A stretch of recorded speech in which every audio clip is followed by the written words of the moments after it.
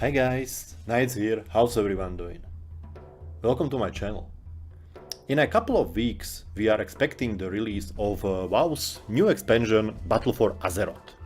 In short we're gonna call it BFA. Everyone is preparing the main character for new expansion and I'm not the exception. Week ago I rolled new Resto Shaman and I'm in the process of learning the class and gearing so I will have better start to the BFA. With purpose of gearing my main for BFA, I did a chill run yesterday with my guild, the Iron Vanguard. Hi guys, how's it going? And since we went to Burning Throne on normal, we had plenty of time to talk about the new expansion and mostly about the Warmode. If you are not familiar with Warmode, it's basically a setting that you can enable or disable in Ogrimmar or Stormwind only, and it flags you for the open world PvP. With Warmode enabled, you will receive huge 15% buff as well as PvP perks in open world. And this XP gain is the center of the debate for the last month in a WoW community. Should you have Warmode enabled or not?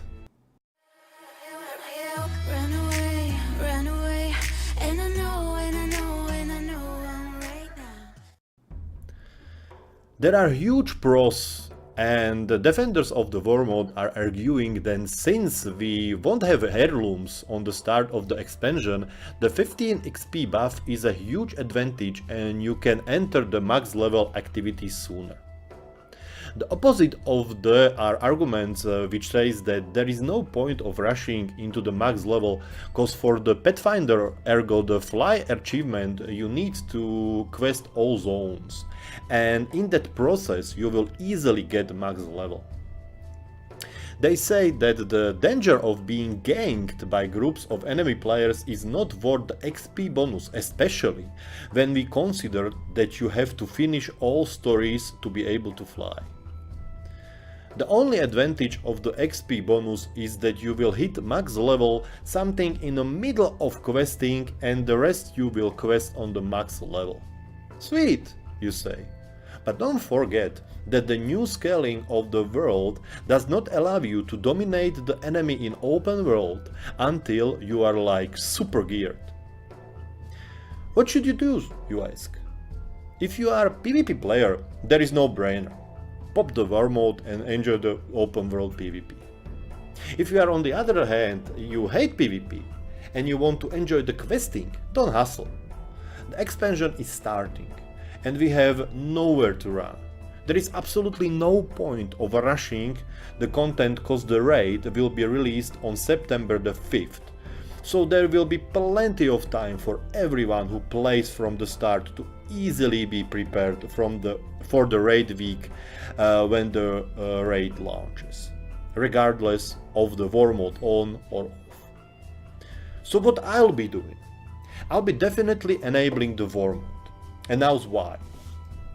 The first thing is that as soon as you enable the Warmode, you are using your PvP talents in open world regardless of if you are fighting enemy or a player. In all classes, the talents are huge DPS increase. Check Icy Veins for the PvP review of your talents, but I'm telling you the DPS race of Enhancement Shaman is just you cast Chain Lightning with every Storm Strike, so come on! So addition to the XP boost, you are killing most mobs much faster. Just remember, the XP boost and the PvP talents are open world only. So if you enter the instance like dungeon, the mentioned benefits disappear. There are two sides of the coins when we are talking about the max level. First is that it is boring to quest on max level cause you don't get any XP and you experience no progress. On the other hand, the quest rewards scale in terms of stats, not rarity. So quests done on level 120 will grant level 120 stats. So you may start gearing your character sooner with Warmode enabled.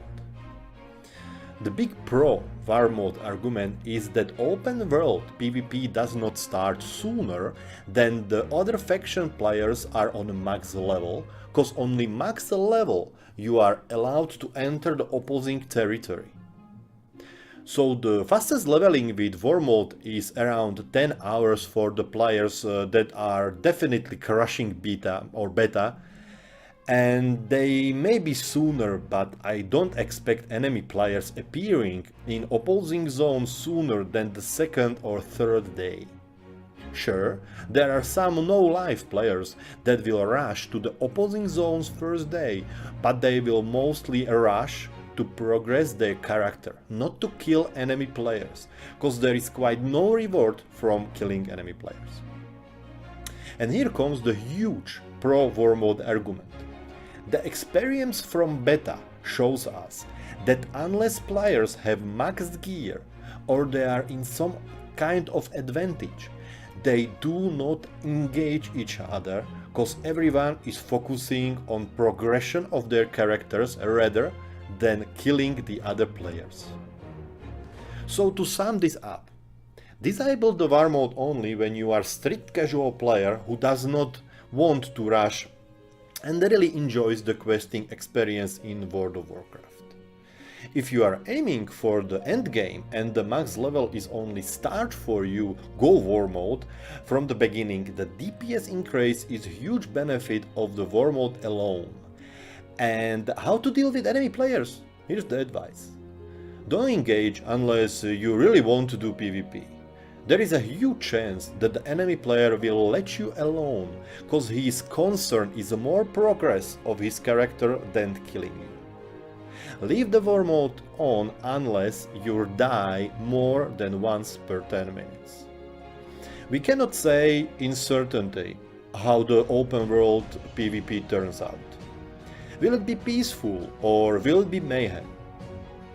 If you see that your questing experience is very disturbed by Warmode, turn it immediately off. You will lose nothing.